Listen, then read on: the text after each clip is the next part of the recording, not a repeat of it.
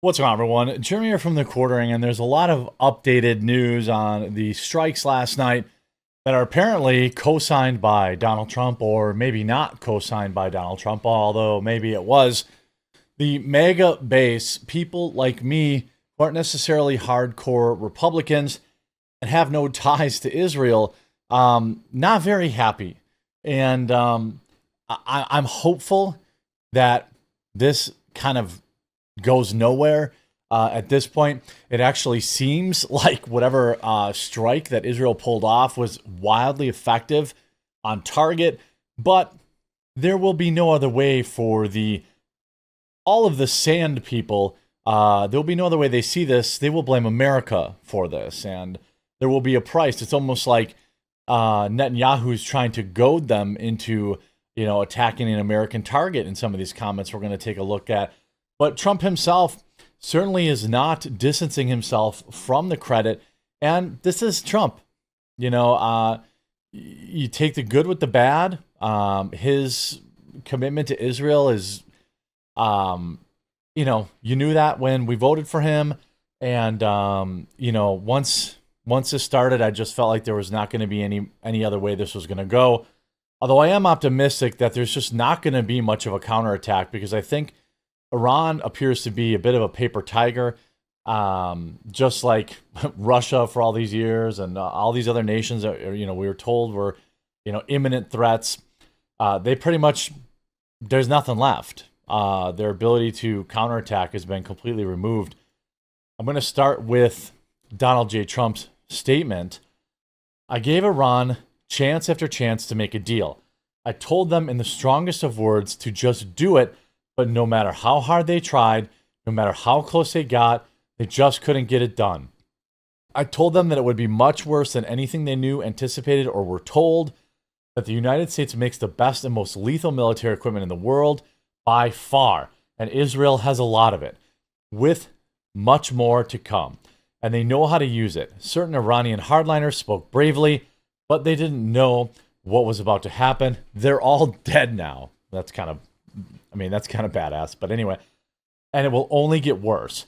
There's already been great death and destruction, but there is still time to make this slaughter with the next already planned attacks being even more brutal come to an end. Iran must make a deal before there is nothing left to save what was once known as the Iranian Empire. No more death, no more destruction. Just do it before it's too late. God bless you all. It certainly seems that Trump, supports this. Even the most hardline Trump supporter, maybe unless you're like a Trump deranged, the opposite of Trump deranged, like you take like a cat turd or somebody else whose entire persona is defending everything Trump's ever done. Look, as long as this stays a regional conflict and America doesn't get sucked into it, I don't have a lot to say about it. I understand why Israel felt like they needed to do what they needed to do, and I understand why Iran felt like they needed to hold the line on what they wanted to do.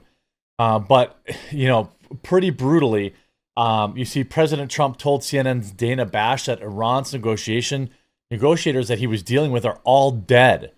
It was previously reported that Iran and the U.S. were set to hold another round of negotiations on Sunday. Trump said, the people I was dealing with are dead, the hardliners.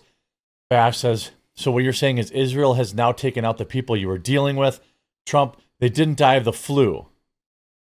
I mean, this is a regime change in the making. You see Tim Pool posting, Israel is trying to get Iran to attack us just like your crabby ex who tried goading some dude in a bar to fight you. Report, the U.S. helped lull Iran into belief no attack was imminent. It seems like, and maybe it's true, but it seems like, Trump had tried to say, that Trump had tried to say, we didn't really have anything to do with it. Now Israel's coming out and saying, oh no, we definitely had a lot to do with it.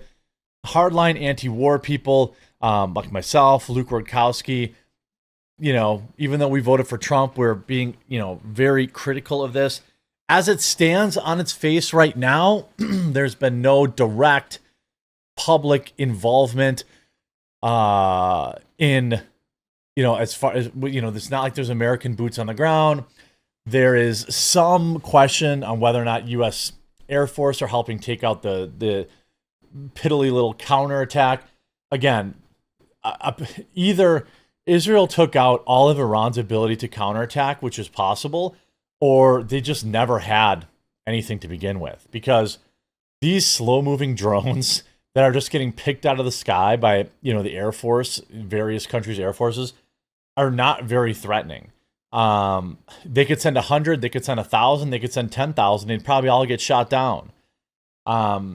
So, again, I don't know exactly how involved the United States was. I'm sure it is, obviously we paid for all the weapons, it's our weapons, This article says fake meetings, secret drones, smuggled missiles, how Israel's Mossad covertly infiltrated Iran to launch an unprecedented attack. Israeli spies smuggled missiles and secretly hid explosive drones deep inside Iran in a series of covert operations leading up to Friday's onslaught, before tricking military leaders into gathering for a meeting so they could be wiped out.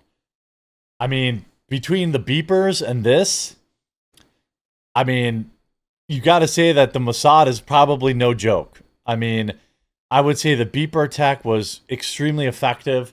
And, everything I said before this aside, that I don't support the United States getting involved, it sure seems like Israel absolutely wrecked them. The spy agency planted explosive drones inside Iran ahead of time.